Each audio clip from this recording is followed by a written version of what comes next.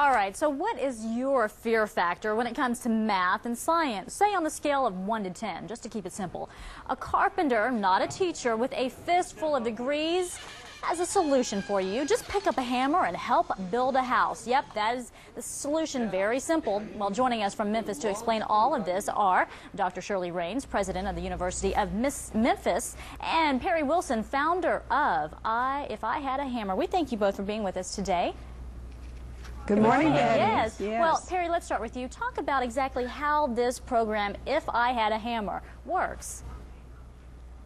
Well, basically what we're doing is we're teaching children about the application of mathematics and how they're going to use it. Instead of doing your addition problems and then subtraction and multiplication and not really knowing when and how they're going to use math, we use the construction and building to teach them the application of mathematics first and the value of it and how it's going to apply to their life.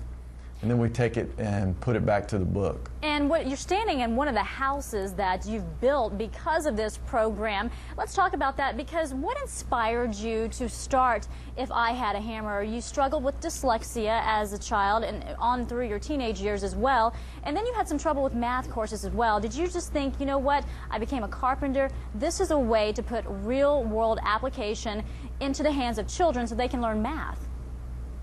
Yeah, really, I had such learning problems coming through school that when I became a carpenter, all of a sudden I realized this mathematics that I could never pass in the classroom. When I was actually on the job and building, I was doing the most complex geometry they could throw at me, but I couldn't do it in a textbook.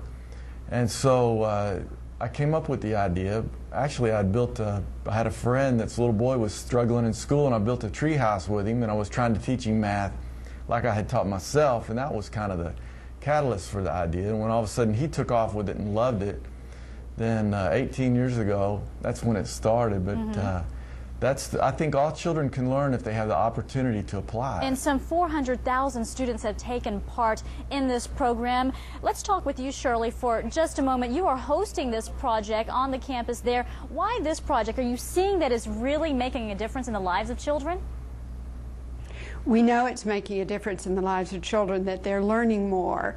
One of the things we're aware of in the national studies is that children do well in mathematics in elementary school, but in the middle grades their interest and accomplishments in mathematics drops off. And because this project is designed to address middle school, it's a wonderful opportunity to apply what they're learning right on the spot. Absolutely. And we know... Yes. I was going to say, Perry, and we know that for this satellite little loop here is causing us to have a bit of an audio problem, but let me talk to you for just a moment, Perry, if we could. I really get it, because in school when I was learning all of this math, I thought, where in the world am I going to use it? Now, as you show children this program, take them through it, what kind of reaction are you getting from the kids involved? Well, I think all the kids absolutely love it. I mean, we never have anything that we have any problems, because one of the main things we do is we try to show them the difference in being a teacher and a boss. Your teacher is going to work with you all year long, but if I had a hammer, you don't have a teacher, you got a boss, and if you don't listen and work hard with everybody, you're going to get fired. So generally that never happens. But what we try to do is we try to show kids that life is about working with a team, and school is a lot about individual accomplishments. But if you're going to be successful in life, you've got to be able to take the actual application we're talking about with this mathematics and be able to connect it with the real world, and that is working with people, and the teamwork part of it is a very, very valuable component. And quickly, we rise together as a group. Let me ask you this. Are you seeing test scores rise, and are you seeing that boys are getting more from this, or are both boys and girls getting the same amount of education from this? Well, I think the test scores, the last group we've run through, we had a 15 to 40% gain in their math scores in 21 days. This is an after-school tutoring program. And as far as the boys and the girls, I don't see any separation at all with it. It's the only separation that you have, I believe, in education is how you are engaging the child. If you can excite them and motivate them and get them to really understand why they need it, then you have success.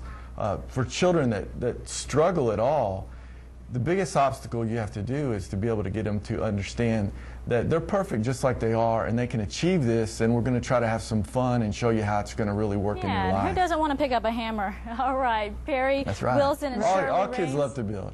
Absolutely. We thank you both for joining us today and talking about this really wonderful project. Thank you. Tony? You're Thank you welcome. very much.